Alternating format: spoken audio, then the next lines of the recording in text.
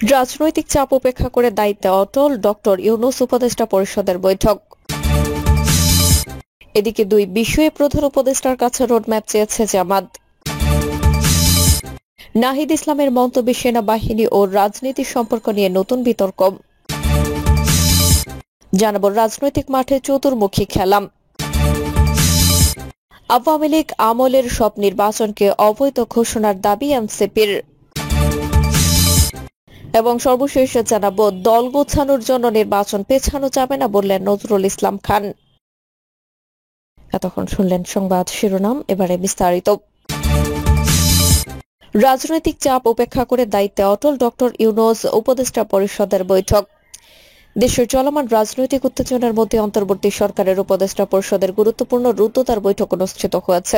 আলোচনা চলছিল অন্তর্বর্তী সরকারের প্রধান উপদেষ্টা ডক্টর মোহাম্মদ ইউনূস পদত্যাগ করতে পারেন কিনা, তবে সব গুঞ্জনে ইতি টেনে পরিষ্কার জানানো হয়েছে তিনি পদত্যাগ করছেন না। শনিবার দুপুরে রাজধানী যমুনার রাষ্ট্র অতিথি ভবনে অনুষ্ঠিত বৈঠক শেষে পরিকল্পনা উপদেষ্টা ডক্টর ওয়াহিদ উদ্দিন মাহমুদ জানিয়েছেন, প্রধান উপদেষ্টার পদত্যাগের কোনো প্রশ্নই আসে না।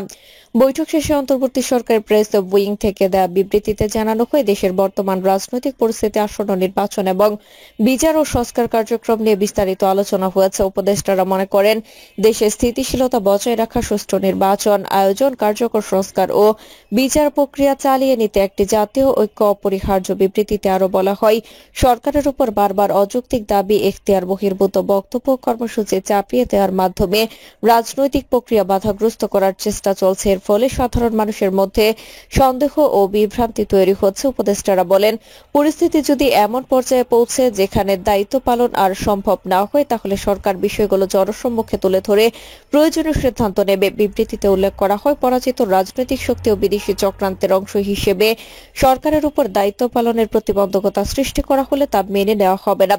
সরকার জনগণকে সঙ্গে নিয়ে জাতীয় স্বার্থেই পদক্ষেপ নেবে বলে হুঁশিয়ারি উচ্চারণ করা হয়েছে। উপদেষ্টা পরিষদ জানায়, এই সরকার জুলাই অভ্যুত্থানের মাধ্যমে জনগণের যে প্রত্যাশা সামনে এসেছে তা ধারণ করে দায়িত্ব পালন করেছে। নানা বাধা ও ষড়যন্ত্রের মধ্যেও সরকার নির্বাচন, সংস্কার ও বিচার কার্যক্রম চালিয়ে যাওয়ার বিষয়ে প্রতিশ্রুতিবদ্ধ হয়েছে। দুই বিষয়ে প্রধান উপদেষ্টার কাছে রোডম্যাপ চেয়েছে জামাত। বাংলাদেশ জামাত ইসলামী নির্বাচন চলাকালীন প্রধান উপদেষ্টা ডক্টর মোহাম্মদ ইউনূসের কাছে নির্বাচন ও রাজনৈতিক সংস্কার এই দুই বিষয়ের একটি সুস্পষ্ট রুটম্যাপ দাবি করেছে।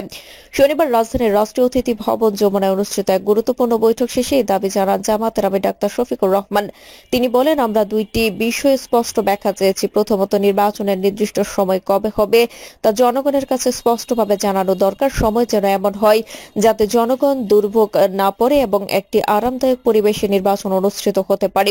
দ্বিতীয় বিষয়ে তিনি বলেন, নির্বাচনের আগে কিছু গুরুত্বপূর্ণ সংস্কার এবং বিচার প্রক্রিয়ার দৃশ্যমান অগ্রগতি জনগণের সামনে আসা দরকার। তা না হলে নির্বাচন হলেও জনগণের প্রত্যাশা পূরণ হবে না। তবে তিনি স্বীকার করেন, সব সংস্কার একসাথে এখন করা সম্ভব না। মাত্র 5টি নির্দিষ্ট বিষয়ে যেভাবে উদ্যোগ নেওয়া হয়েছে সেটাই এখন সন্তোষজনকভাবে নিষ্পন্ন হওয়া জরুরি। পদত্যাগ ইস্যুতে জামাতের অবস্থান স্পষ্ট করে আমির বলেন, আমরা কারো পদত্যাগ চাই না। এই বৈঠককে রাজনৈতিক অঙ্গনে গুরুত্বপূর্ণ হিসেবে দেখা হচ্ছে, যেখানে অন্তর্বর্তী সরকারের ভূমিকা এবং একটি বিশ্বাসযোগ্য নির্বাচনের রূপরেখা নিয়ে আলোচনা হয়েছে বলে ধারণা করা হচ্ছে। নাহিদ ইসলামের মন্তব্যে সেনাবাহিনী ও রাজনীতির সম্পর্ক নিয়ে নতুন বিতর্ক। দেশের রাজনৈতিক অঙ্গনে অস্থিরতা এখন তুঙ্গে। একদিকে সরকারের কিছু সিদ্ধান্ত নিয়ে রাজনৈতিক দলগুলোর সাথে দূরত্ব বেড়েছে, অন্যদিকে সেনাবাহিনীর সাথেও তৈরি হয়েছে মতপার্থক্য। করিডোর চুক্তি, বন্দর ইস্যু এবং বিতর্কিত উপদেষ্টাদের ঘিরে নানা প্রশ্ন উঠেছে। এমন পরিস্থিতিতে সেনাবাহিনীকে নিয়ে বিস্ফোরক মন্তব্য করলেন জাতীয় নাগরিক পার্টির আহ্বায়ক নাহিদ ইসলাম। শনিবার এক সংবাদ সম্মেলনে তিনি বলেন, আমরা 1-11-এ দেখেছি, ইতিহাস বলেছে সেনাবাহিনীর সঙ্গে রাজনীতির ঘনিষ্ঠতা কখনোই দেশের জন্য ভালো ফল বয়ে আনেনি। যার যার কাজ তাকেই তো পালন করা উচিত। নাহিদ ইসলাম বলেন, আওয়ামী লীগ আমলের প্রতিটি নির্বাচন আমরা অবৈধ বলেই গণ্য করি। আদালতের মাধ্যমে নির্বাচনকে বৈধতা দেওয়ার চেষ্টায় নতুন করে বিশৃঙ্খলা তৈরি হতে পারে। তার পরিবর্তে আমাদের উচিত স্থানীয় সরকার নির্বাচনমুখী হওয়া। সম্প্রতি সেনাবাহিনী প্রকাশিত 626 জনের তালিকা নিয়েও মন্তব্য করেন তিনি, যদি আগেই তালিকাটি প্রকাশ করা হতো জনমনে বিভ্রান্তি বা সন্দেহ তৈরি হতো না বলেন নাহিদ। তিনি আরো জানান, বিগত সময়ে রাষ্ট্রীয় প্রতিষ্ঠানগুলোকে দলীয় স্বার্থে ব্যবহারের ও অভিযোগ রয়েছে। আমলাতন্ত্র, পুলিশ ও সেনাবাহিনীকে ব্যবহার করে মানবতা বিরোধী কর্মকাণ্ড চালানো হয়েছে। এখন সময় এসেছে এসব প্রতিষ্ঠানকে জনগণের জন্য পুনঃপ্রতিষ্ঠার। ঘুম সংক্রান্ত অভিযোগের প্রসঙ্গে নাহিদ বলেন, অনেক অভিযুক্ত সেনা কর্মকর্তা এখনো ধরা পড়েননি। এসব বিষয়ে স্বচ্ছতা না আনলে মানুষের রাস্তা ফিরবে না। নাহিদের এই বক্তব্য রাজনীতিতে সেনাবাহিনীর ভূমিকা ও জনগণের প্রত্যাশা নিয়ে নতুন করে আলোচনা সৃষ্টি করেছে। তিনি স্পষ্ট করে দিয়েছেন, জনগণের রাস্তা ফেরাতে হলে প্রতিষ্ঠানগুলোকে নিরপেক্ষ ও স্বচ্ছভাবে কাজ করতে হবে। রাজনৈতিক মাঠে চতুর্মুখী খেলা। রাজনৈতিক ময়দানে চতুর্মুখী তৎপরতা থাকলেও আগামী নির্বাচনের লড়াই হবে ত্রিমুখী। তিনটি প্রধান রাজনৈতিক ধারার বিভক্ত দলগুলো পরস্পর বৈরী ত্রিমুখী নির্বাচনে যুদ্ধে অবতীর্ণ হবে। এদের নির্বাচনী ফলাফল কি হবে হতে পারে এক পর্যায়ে ধারণা করা যেমনই সহজ নয়। নির্বাচন পরবর্তী সরকার ও রাজনৈতিক পরিস্থিতি নিয়েও স্পষ্ট করে মন্তব্য করা যায় না।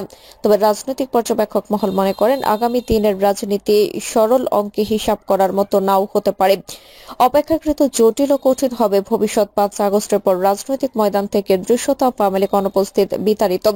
রাজনৈতিক অঙ্গনে বর্তমান আওয়ামী লীগ নিষিদ্ধ, তাই দলটিকে নির্বাচনের বাইরে থাকতে হচ্ছে। আওয়ামী লীগ বিহীন নির্বাচন হলে বিএনপি দলগত অবস্থান হবে শীর্ষে। বিএনপি ও জামাত অভিন্ন উদ্দেশ্যে বিগত সরকারের বিরুদ্ধে রাজনৈতিক কার্যক্রম পরিচালনা করলেও রাজনৈতিক স্বার্থেই পড়ে তারা ভিন্নতর অবস্থান নেই।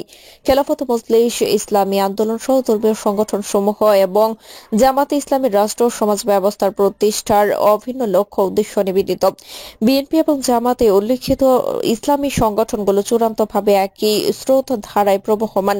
বিএনপি জামাত উভয়েরই লক্ষ্য রাষ্ট্র ক্ষমতা। বিএনপি জাতীয়তাবাদী অপরাপর দল সংগঠনগুলোকে সঙ্গী করে রাজনৈতিক ময়দানে নিরঙ্কুশ নিয়ন্ত্রণ কর্তৃত্ব প্রতিষ্ঠা এবং মিলিতভাবে নির্বাচন করার কর্মপরিকল্পনা নিয়েছে। অন্যদিকে জামাত ধর্মীয় আদর্শ ভিত্তিক সংগঠনগুলোকে নিয়ে এককভাবে শামিল থাকার প্রক্রিয়া করেছে। সম্মিলিতভাবে নির্বাচনের পরিকল্পনা তাদের দৃঢ় বিশ্বাস, ধর্মীয় দলগুলোকে সরকার গঠন ও দেশ পরিচালনার একটা সুযোগ দেশের মানুষ দেবেন। বিএনপি, জামাত ও অন্যান্য ধর্মীয় শক্তির অবস্থানের বিপরীতে শিক্ষার্থীদের বৈষম্য বিরোধী আন্দোলন, আওয়ামী লীগ সরকার পতনের আন্দোলন ত্বরান্বিত করতে ভূমিকা রেখেছে। রাজধানী সহ পাশের এলাকাগুলোর শিক্ষা প্রতিষ্ঠানগুলো, বিশেষ করে প্রাইভেট বিশ্ববিদ্যালয় সময় সংগঠন গড়ে তোলা ও সরকার পতনের আন্দোলনে তাদের নেতৃত্ব অত্যন্ত কার্যকর ও সফল ছিল। কয়েকটি ইসলামী ছাত্র সংগঠন এসব প্রতিষ্ঠানে শক্তিশালী সংগঠন ও নেটওয়ার্ক গড়ে তুলেছিল। তাদের সঙ্গে বিএনপি, জামাত ছাড়া আওয়ামী লীগ সরকারের দুঃশাসনে ক্ষুব্ধ জনগোষ্ঠী যুক্ত হয়ে ওই সরকারের পতন নিশ্চিত করে বৈষম্য বিরোধী ওই শিক্ষার্থী জনশক্তিকে সুসংগঠিত রাজনৈতিক শক্তিতে রূপান্তর করার চেষ্টা করেছেন আন্দোলনের সমন্বয়কেরা। জনগণের স্বতঃস্ফূর্ত সমর্থন তারা কতটা ধরে রাখতে পেরেছেন তা পর্যবেক্ষণ সাপেক্ষ। রাজনৈতিক ময়দানে বিএনপির প্রতিপক্ষ হিসেবে তাদেরকে দেখা যাচ্ছে। আগামী নির্বাচনে বৈষম্য বিরোধীরা তারা সারা দেশে প্রার্থী দেবেন এবং আশা করেছেন বিএনপি আওয়ামী লীগের বিপরীতে দেশের মানুষ শিক্ষিতদের নতুন মুখেই বেছে নেবেন। তাদেরকে দেশ পরিচালনার একটা সুযোগ দিতেও পারেন। বৈষম্য বিরোধীরা এখন পর্যন্ত নিজস্ব সত্তা নিয়ে পৃথক অবস্থানে রয়েছেন। তবে দৃশ্যমান এই চিত্রের বিপরীত অবস্থানে তাদের সামনে দেখা গেলে বিস্ময়ের হবে না। নির্বাচনে জামাত সহ অন্যান্য ধর্মীয় সংগঠনগুলোর সঙ্গে গোপন সমঝোতা ভিত্তিক আসন ভাগাভাগির নির্বাচন তারা করতে পারেন। ধর্মীয় শক্তিগুলোর এই তৎপরতা বিএনপির শীর্ষ নেতৃত্বকে অনেকাংশে ভাবনায় ফেলেছে। আওয়ামী লীগ আমলের সব নির্বাচনকে অবৈধ ঘোষণার দাবি এনসিপির। আওয়ামী লীগ আমলের সব নির্বাচনকে অবৈধ ঘোষণা করার জন্য প্রধান উপদেষ্টা ডক্টর ইউনূসের কাছে দাবি জানিয়েছে জাতীয় নাগরিক পার্টি। এর আগে শনিবার 8:30টায় অন্তর্বর্তী সরকারের প্রধান উপদেষ্টা ডক্টর মোহাম্মদ ইউনূসের সঙ্গে সাক্ষাতের জন্য জাতীয় নাগরিক পার্টির আহ্বায়ক নাহিদ ইসলামের নেতৃত্বে একটি প্রতিনিধি দল যমুনায় যান। এতে এনসিপির যুগ্ম সদস্য সচিব মুশফিকুস সালেহীন, মুখ্য সংগঠক হাসনাত আব্দুল্লাহ, সিনিয়র যুগ্ম সদস্য সচিব তাসনিম যারা অংশ নেবেন। তার আগে বাংলাদেশের অন্যতম রাজনৈতিক দল বিএনপির সঙ্গে শনিবার সন্ধ্যা 7:30টায় রাষ্ট্রীয় অতিথি ভবন যমুনায় বৈঠকে বসেছেন প্রধান উপদেষ্টা ডক্টর অধ্যাপক মোহাম্মদ ইউনূস। বিএনপির পরে জামাত ইসলামীর সঙ্গে রাতেই প্রধান উপদেষ্টার বৈঠক হওয়ার কথা রয়েছে। দল গোছানোর জন্য নির্বাচন পেছানো যাবে না বললেন নজরুল ইসলাম খান। বিএনপির জাতীয় স্থায়ী কমিটির সদস্য নজরুল ইসলাম খান বলেছেন, কোন দল এখনো সংগঠিত হয়নি, তাদের সময় দরকার। অন্য দলের সঙ্গে ঐক্য করার চেষ্টার জন্য সময় দেওয়া দরকার, কিন্তু আমরা এই জন্য নির্বাচনে অপেক্ষা করব না। জনগণের জন্য সময় দিতে রাজি নয়। নজরুল ইসলাম খান আরো বলেন, জনগণ চায় স্থায়ী সরকার। অন্তর্বর্তীকালীন সরকার কোনো নির্বাচিত স্থায়ী সরকার নয়। জনগণের ক্ষমতা জনগণের হাতে ফিরিয়ে দিতে হবে, তাই সুষ্ঠু নির্বাচনের জন্য যতটুকু সংস্কার দরকার ততটুকু শেষে নির্বাচন দিতে হবে। আগামী 3 মাসের মধ্যে সংস্কার শেষ হলে ডিসেম্বরে নির্বাচন দিতে সমস্যা কোথায়? বিশেষ অতিথির বক্তব্যে বিএনপি সিনিয়র যুগ্ম মহাসচিব অ্যাডভোকেট রুহুল কবির রিজভী বলেন, অধ্যাপক ডক্টর ইউনূস একজন ভালো মানুষ, তার বিরুদ্ধে কিছু বলার নেই, কিন্তু আসিফ মাহমুদের কথা মতো দেশ চালালে তো চলবে না। তিনি বলেন, ইউনূস সরকারের কিছু ভুল হচ্ছে, তাই সেই সম্পর্কে আমরা কথা বলি, কিন্তু এটা কোনো উপদেষ্টা মানতে পারছে না। চট্টগ্রাম বন্দর বিদেশিদের হাতে তুলে দেওয়া ও অন্য দেশকে করিডোর দেওয়ার প্রতিবাদ করবই। সমাবেশের প্রধান বক্তা যুবদলের কেন্দ্রীয় সভাপতি আব্দুল মোনায়েম মুন্না বলেন, জনগণ এই সরকারকে আর চায় না। প্রিয় দর্শক, এই ছিল এখনকার সর্বশেষ সংবাদ। আপনি সব সংবাদ পেতে চ্যানেলটি সাবস্ক্রাইব করে বেল আইকনটি ক্লিক করে রাখুন।